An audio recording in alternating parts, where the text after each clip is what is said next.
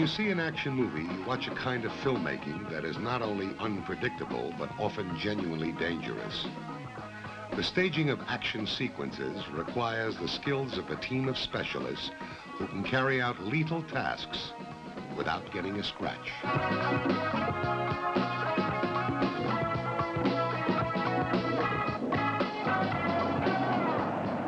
You can't make action pictures without stuntmen. War films, for instance, depend on them. To give you an example, let's imagine a sequence from one of those typical commando movies that were so popular in the 50s. Let's say a group of saboteurs have been landed on the coast behind enemy lines. Their impossible mission? To blow up the power lines and escape the enemy patrols.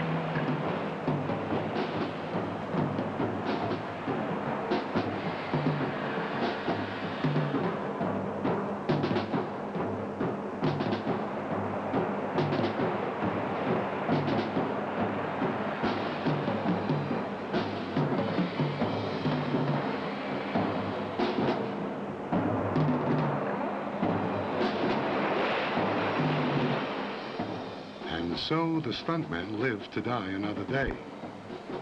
Why do they do this kind of work? How do they accomplish their stunts, or gags as they call them? That's what this film is all about.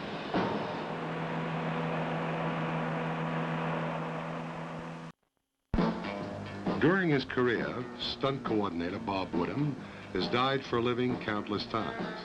His films include Fahrenheit 451, Adam's Woman, the James Bond thriller You Only Live Twice. He heads a team of stuntmen who are rarely out of work. Grant Page, 4 years in the Commandos, skydiver and rope specialist. Graham Matrick, 12 years experience as a stunt rider. Herbie Nelson, chief safety man, a veteran of the team. His films include Cleopatra and The Guns of Navarone. The youngest is Warren Campbell. He's been with the team less than a year. He drifted into stunt work after a tour of duty in Vietnam. His experience came in useful during the filming of the war sequences you've just seen.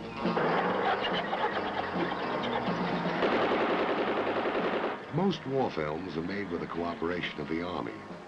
Apart from supplying armored personnel carriers and troops, the Army engineers provide some very realistic explosions.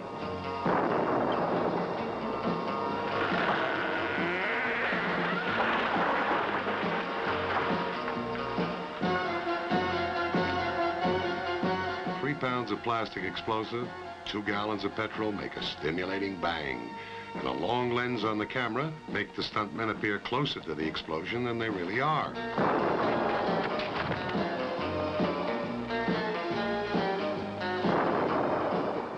When the script calls for a man to be literally blasted into the air, a trampoline is often used. Here it's concealed from the camera by a mound of earth. A small satchel of flash powder, mixed with aluminum powder, is placed in a concave metal plate, which will direct the blast into the right area.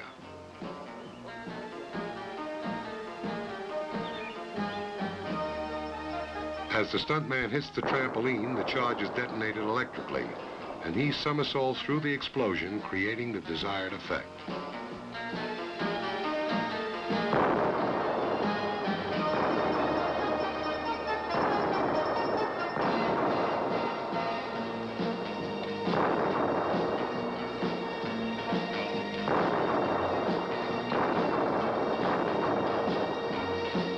The subsequent 100-foot death fall and the rope slides were filmed under difficult conditions at a cliff known as the Gap.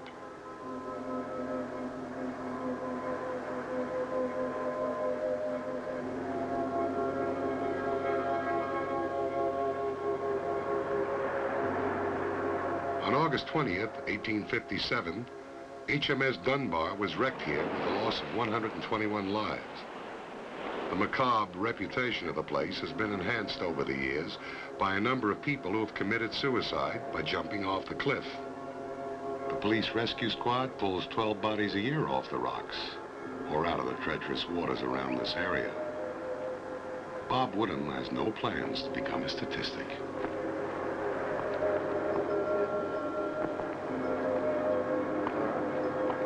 He will jump 100 feet onto a carefully prepared rig made up of 500 cardboard boxes and 14 mattresses. The air trapped in the boxes will cushion his fall, provided, of course, that the boxes don't get wet from the flying spray. The wind has increased considerably since the start of the filming, and one big wave could ruin everything. Bob keeps an eye on his safety men as they lash the boxes together with rope and position the mattresses. The architecture of the rig has to be perfect. There's no room for error because Bob will hit it at a speed in excess of 70 miles per hour. The rig nears completion. Bob protects the most vulnerable parts of his body with special pads.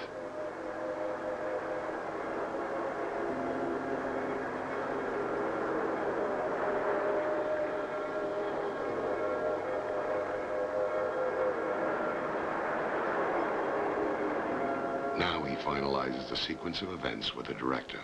Bob, how are you going to set about this? Oh, when you roll cameras, I'll count 2, which will give you enough time for your high speed to get going. I'll get to the edge, and then I'll go. And land in the rig, I hope. I'm a bit worried about the wind. There's a bit of updraft, and the wind's very dodgy. Don't really know. You scared? Yeah, I'm scared. Is this the highest fall you've ever done? Oh, it's as high as any... Yeah, it's a high fall. Okay, let's go.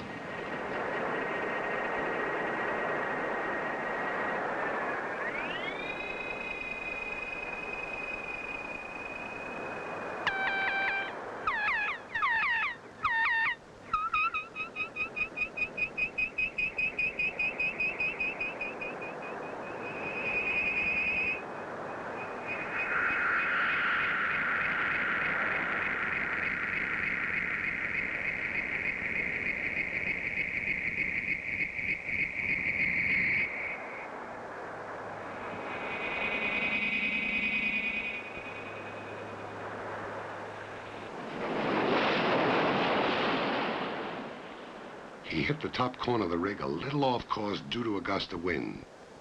But the stuntman's twin goals are achieved: survival and a good shot.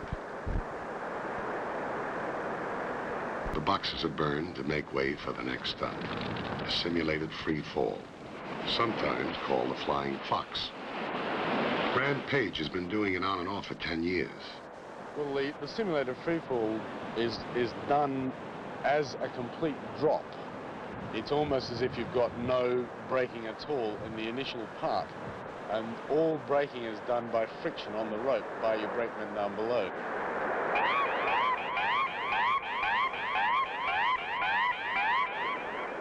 To prepare the rope for this stunt, a preliminary jump is necessary at a slow speed to take the kinks out of it. The rope actually goes straight through a carabiner with one twist on the side. This gives a completely free run until there's tension on the bottom side of the rope. And as soon as there's tension, this creates friction around the carabiner. And the size of the carabiner is important. The size of the rope and the type of the rope is also very important because it must give the right amount of friction. And from this, and only from experience, you can judge how fast your braking will be. Because if you're coming in at about 30, maybe 35 miles an hour, and you don't judge properly, you can be caught too high, and this will give a twist in the rope which will lock against the carabiner and could break your back quite easily.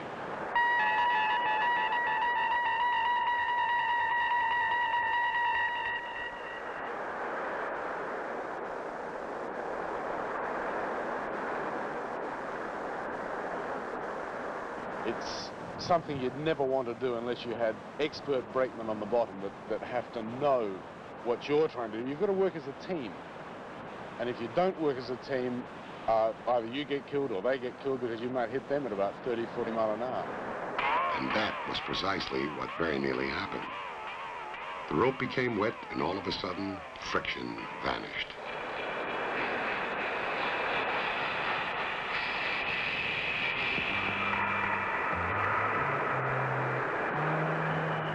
Give or take a few close shaves, the most hazardous stunt of the sequence was the tandem slide.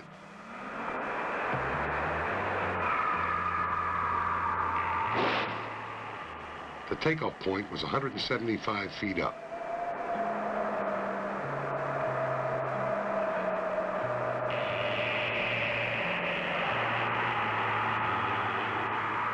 First, the nylon slide rope had to be rigged from the top of the cliff, across the gap, to the rocks on the other side. Once secured, it had to be tensed as much as possible to prevent stretching under the combined weight of the two men. As the weather worsened, the preparations became almost as difficult as the stunt itself.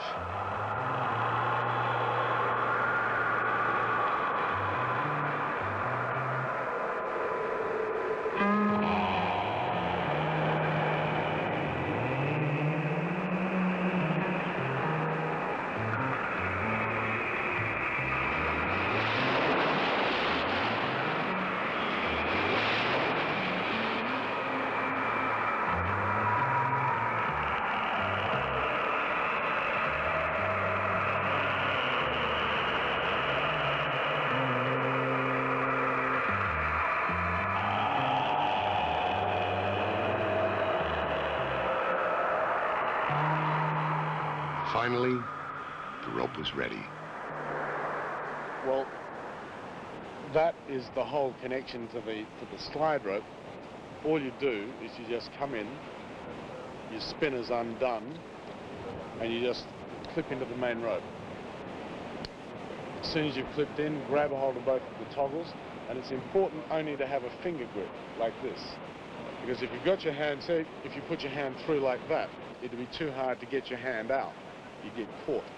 So it's a light finger grip like this so that you can just release very quickly. And in this particular one that we're going to do, it's going to be a tandem. I don't believe it's ever been tried. I don't know whether it'll ever be tried again after today either. But all it's going to be is exactly the same thing, but Bob's going to be across my shoulder and draped over there, and it's the same judgment again. You just let go, and this time it's just a case of both of us falling in the right place. The last time Grant Page did a solo slide, things did not go according to plan. Came in with a side twist, much like a parachuting roll, and they estimated about 30, 40 miles an hour, and about 40 feet from the bottom when the rope broke. And unfortunately, the landing wasn't like here on water, it was on jagged rock. It was a bit uncomfortable. Got a dislocated shoulder out of it, that's left the clavicle standing up, and a broken, ruptured spleen and a few breaks, the odd bone and things like that. But I went up, and apparently from what I've been told, I went about 15, 20 feet in the air. And where all the damage was when I came down for the second bounce. I landed on my head. And that was rather uncomfortable too. But that's where most of the damage was done, and the whole scalp was opened up and sort of laying down here, and I think they put 120 odd stitches in the head.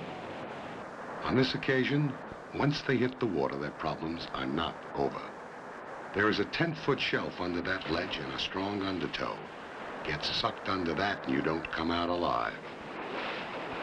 Bob Woodham has had a taste of what it feels like. Yeah, I got stuck under the water in a show. I had an aqualung in it, in the car, which had to be driven off a cliff, and I had to sink to the bottom of the river in the car.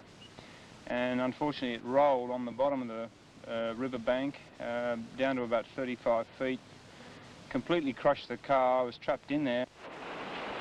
It's a really nasty feeling. Drowning is not a good way to die. Don't let anyone tell you it is. It's really nasty. So they have to gauge the swell of the waves and time their moves precisely.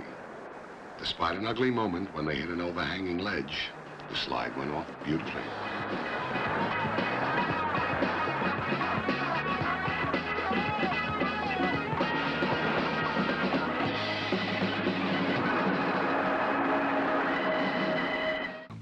Very rarely does a real crash take place. The effect is generally achieved by a rapid succession of clever camera angles. But Bob Woodham feels seeing is believing.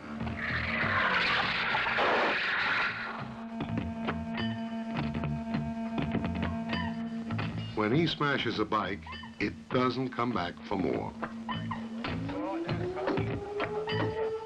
To hit a car at 30 miles an hour a couple of times a year and get away with it requires expert timing, sheer nerve, and a touch of insanity.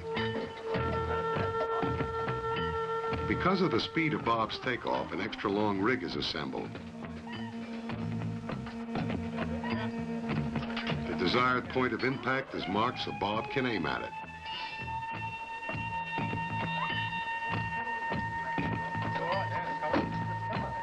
A special kickoff rod is fixed to the bike so that his legs can hopefully clear the handlebars.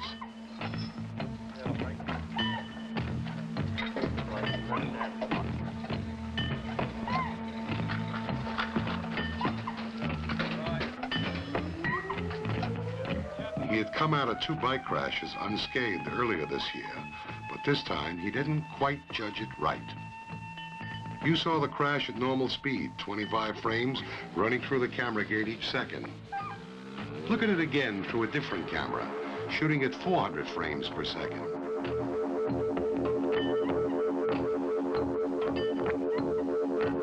He just catches his shins as he goes over.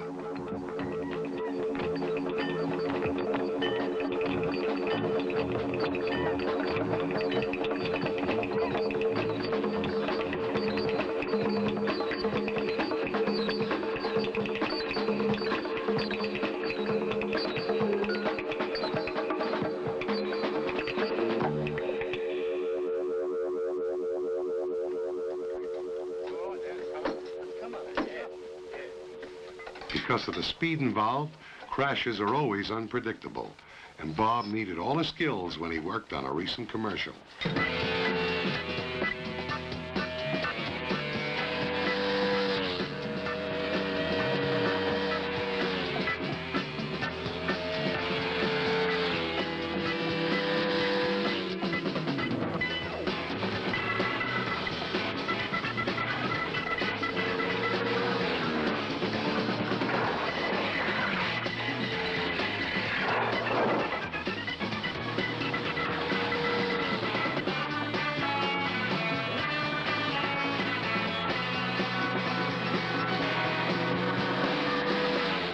Peter Bernello trail bikes are the best you can get, so look after them, please.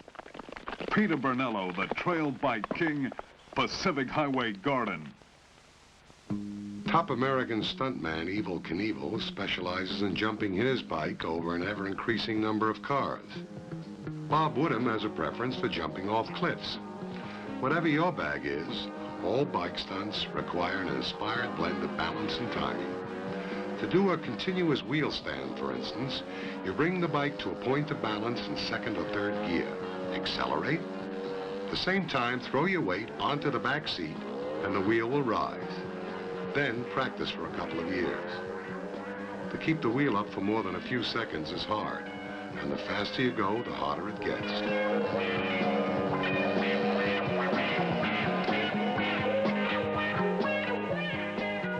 Before the final leap off the cliff, a shorter jump was required for a shot of the bike flying over the camera.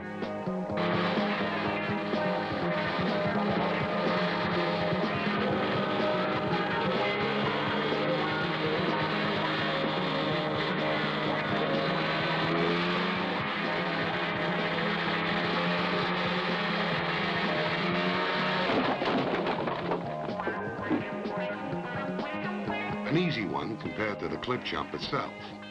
For this, Bob only has to take off from a 40-foot cliff, 30 miles an hour, fly 70 feet through the air, and land barely in 3 feet of water.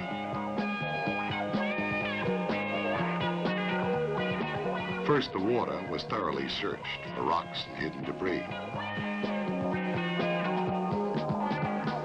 Then Bob decided on a trial run up a small ramp to get the feel of it.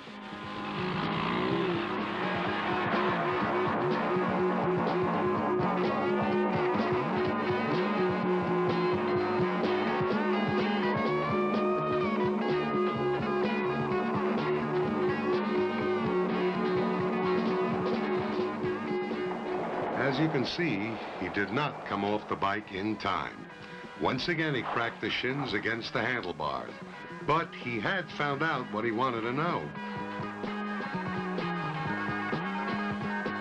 To the outside world, stunt work must seem a strange profession at the best of times. Doubly strange if the stuntman has a heart condition. Yeah, I had rheumatic fever when I was a kid. I finished up with a leaking aortic valve and a left enlarged ventricle.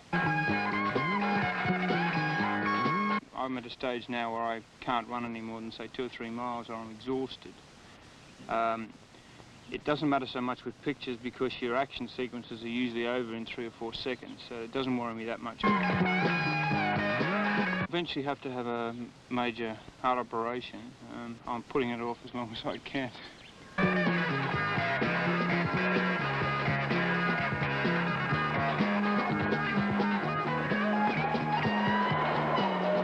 Bob is not the only one with cardiac problems. Ask his fiancée, Julie. My heart stops until it's over, but I'd never be able to stop him doing it.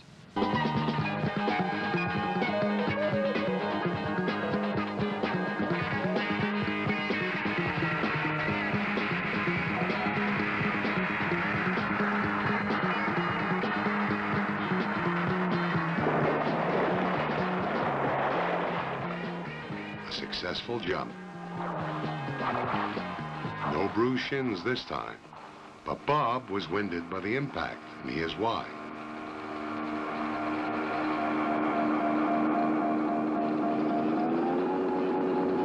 His approach speed aviated the bike nicely.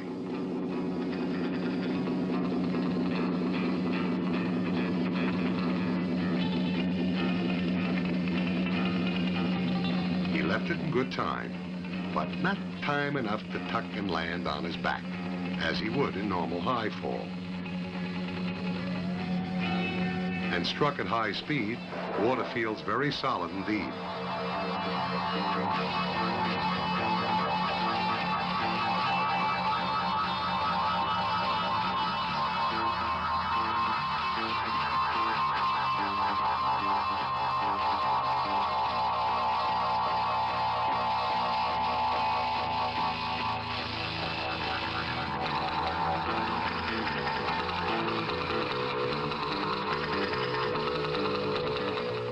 Bob's solution? Go higher. The next cliff jump he does will be from here. I think there's always a bit of excitement and thrill in a person's job. I think that's probably what attracted me to him in the first place.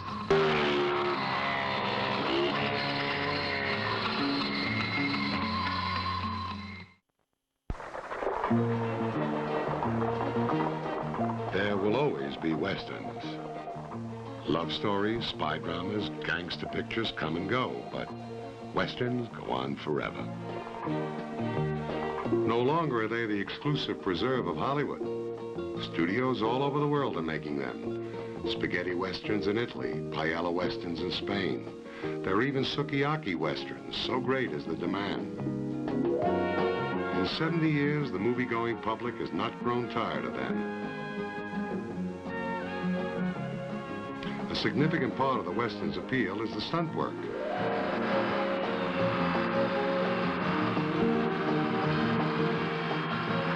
While a bulldozer prepares the ground on the set of a decaying Western town, the stuntmen organize themselves for their respective scenes.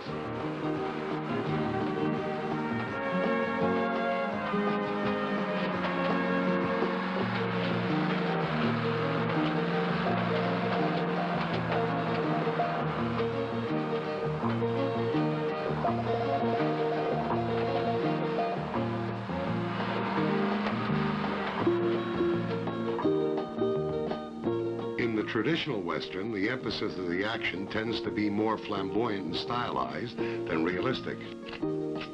It conjures up a gloriously violent fantasy land where overkill proliferates, but no one ever really gets hurt. This presents special problems for the stuntman to overcome.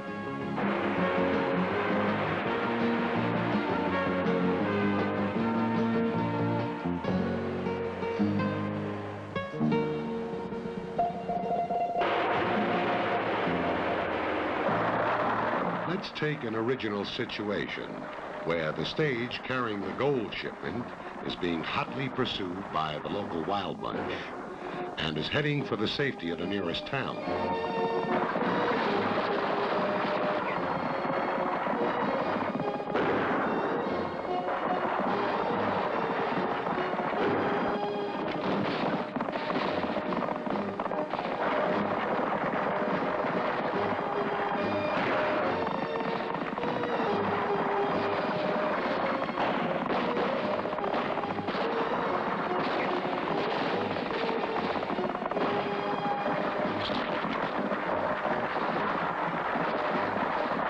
Meanwhile, the ever-vigilant sheriff has heard the approaching gunfire and has organized an ambush.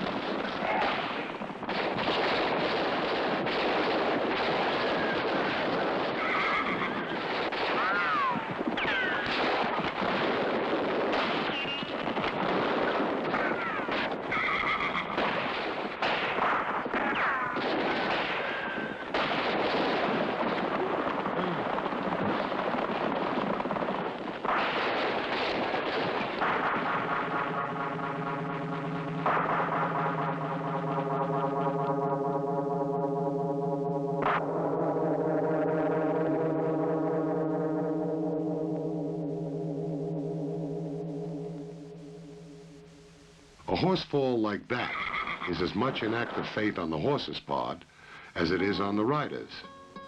It is essential that the animal and man know each other well and trust each other completely. Through rehearsal in deep sand, the horse can be taught that when he falls, he's not going to hurt himself. In the end, he actually comes to enjoy it.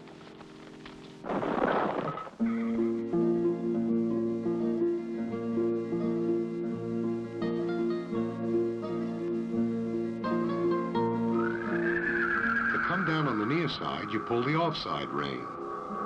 To come down on the offside, you pull the near side rein. There are a lot less pleasant methods to bring a horse down, such as burying a thick foam rubber mattress in the ground in the horse's path. The fall is spectacular, but the horse is easily hurt. such practices were not used in this film.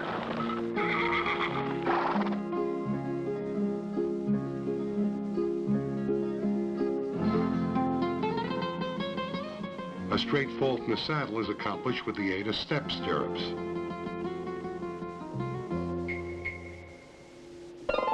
There is no chance of the foot getting entangled, and the rider has a secure platform from which to vault cleanly onto the rig.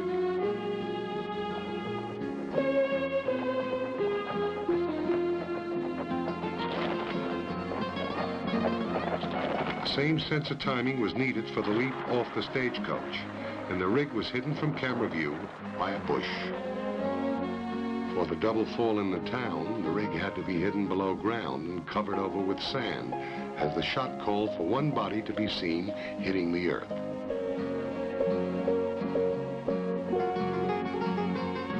The balcony rail was half sawn through to enable Warren Campbell to break it easily.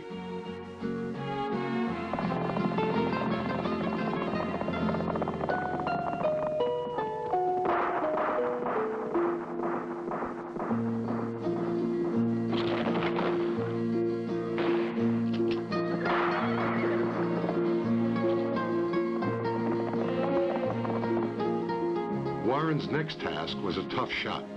He had to double for one of the bandits, who was to appear to be blasted backwards clean off his horse. This effect is achieved by wearing a harness that is attached by a wire to a fixed base.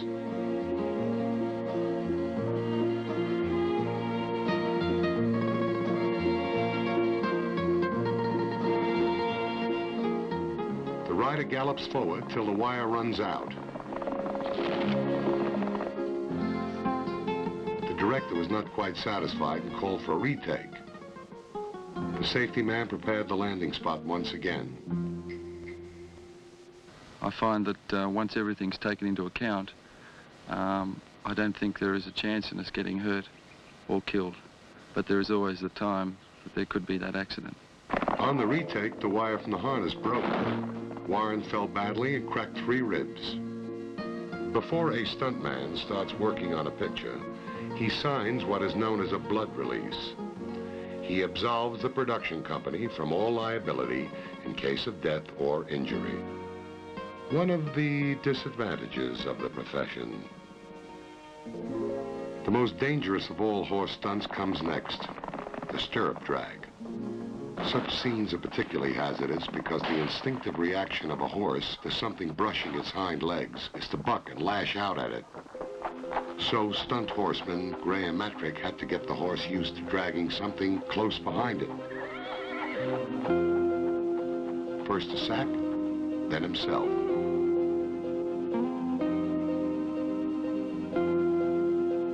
He secured his foot in the stirrup with a short length of cord,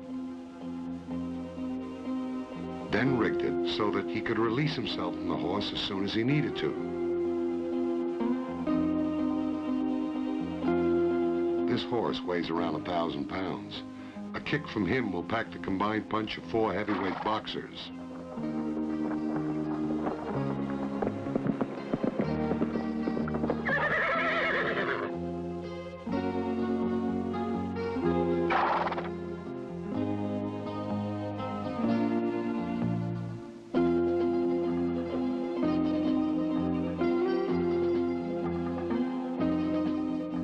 He could have used a special breakaway stirrup worked by the foot alone, but he favors this method, which he feels gives him more control.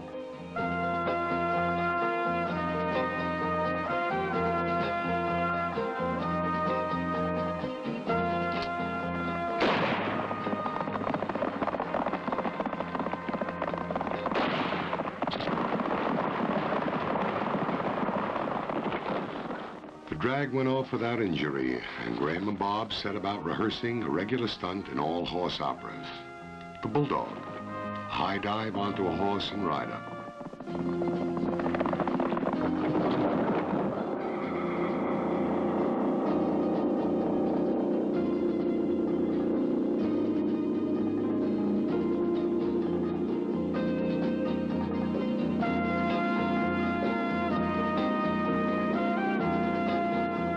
Displayed in ultra-slow motion, these acts of make-believe carnage take on a graceful, athletic precision. The stuntman is an artist, too.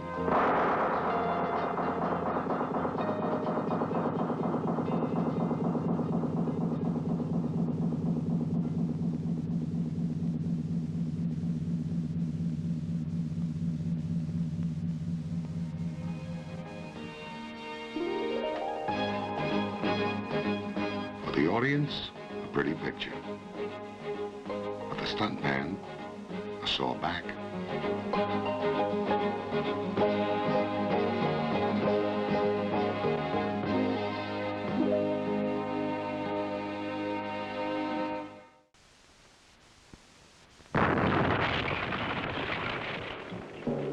The contemporary action picture is where the stuntman finds most of his work, and a good stunt driver is always in demand.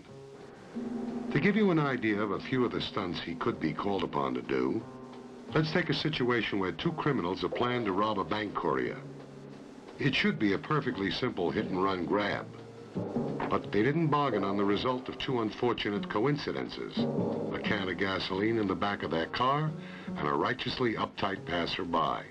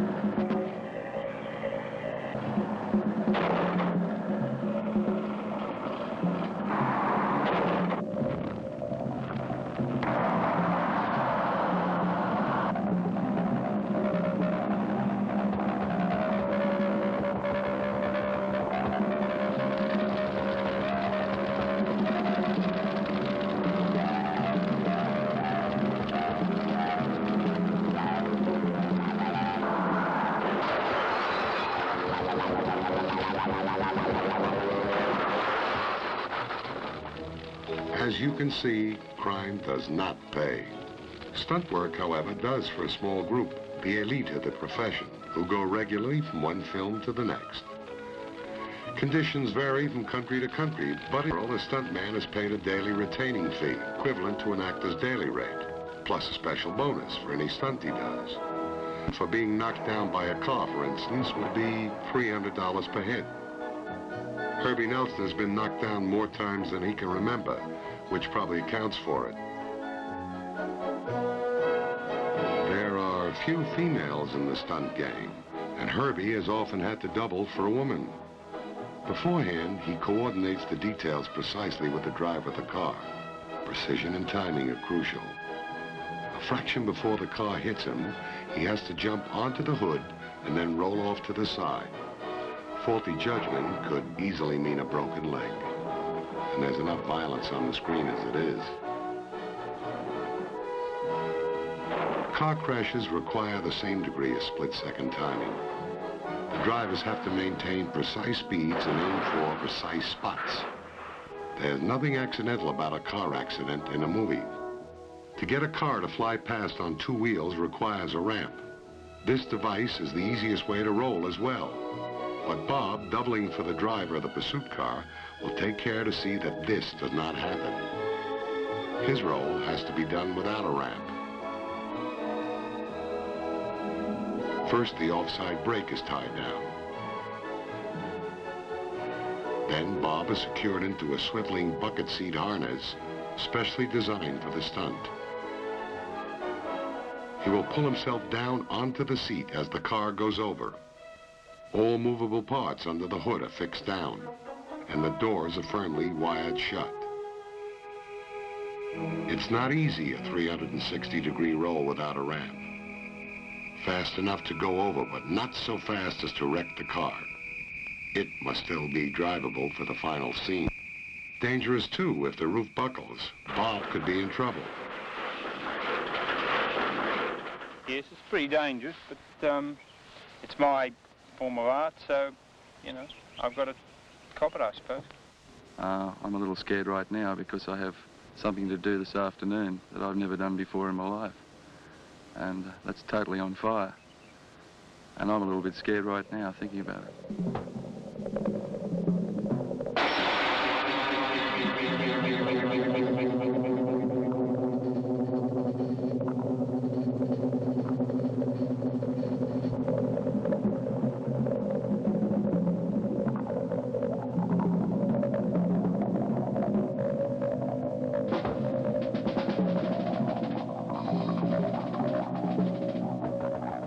Torch is one of the most dangerous stunts there is.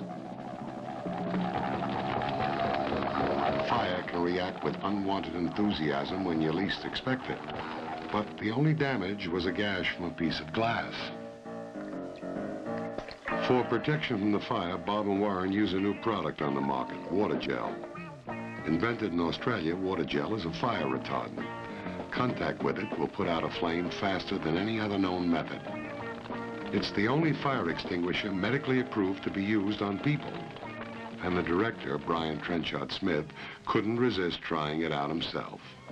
I wouldn't get anyone to do anything that I didn't feel was absolutely safe, so I'm just going to demonstrate how effective water gel is by showing you that it even works on naked flesh, like this.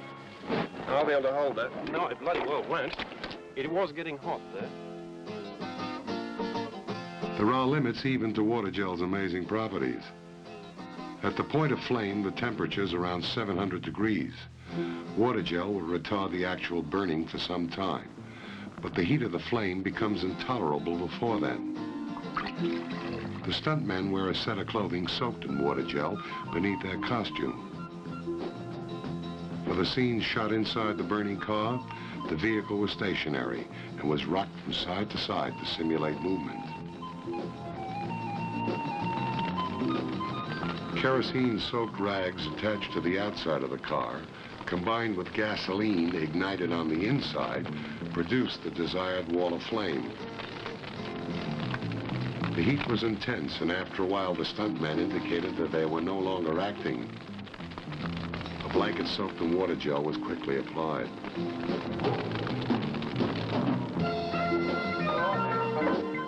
The shots of Bob and Warren smashing through the windscreen on fire had to be taken several times to get the necessary number of different angles.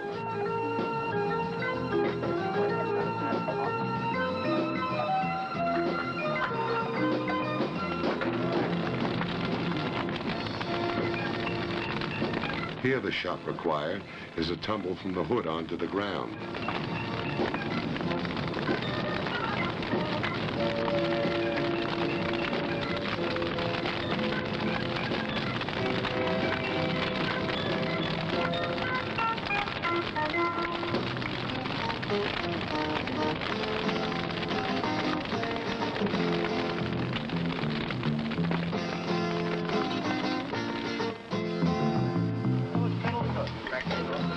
When the water gel blanket is applied, the effect is that of being hit with 3 gallons of hard water. It must be very welcome.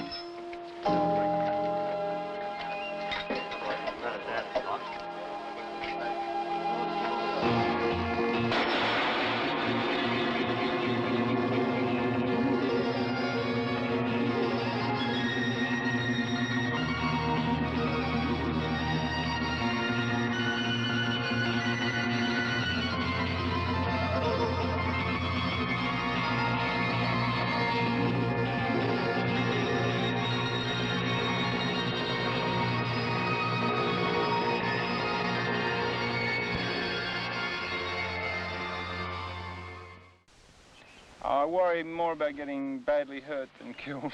I've been close to being killed many times, even on this picture a couple of times. I'm very lucky to hit the rig. You know, lots of close ones like that where I've just caught the rig 2 or 3 feet from the edge. What is the attraction of such an undeniably dangerous profession? For one thing, I like the money. Secondly, after learning a lot about the work of Bob, I find that it's very interesting and also very exciting. I find that getting the adrenaline running in the body really turns me on. Yes, you do. You get a terrific feeling of exhilaration. Beforehand, when you're preparing, say you're hanging on the edge of a cliff ready to go, there's naturally a fair degree of, as I said, nervous anticipation. But once you've gone and it's the action's on, and you can feel everything working properly, there is a terrific feeling of exhilaration in it. And the feeling after, when you hit the bottom, a smile breaks out that you couldn't stop. It's just a beautiful feeling then. Do stuntmen perhaps have a secret death wish? Well, a psychiatric friend of mine says we all have, but with some of us it might be close to the surface, I don't know. I sincerely hope it's not too close with me. I don't really think I have, but they say in all the books on self-analysis that everybody does.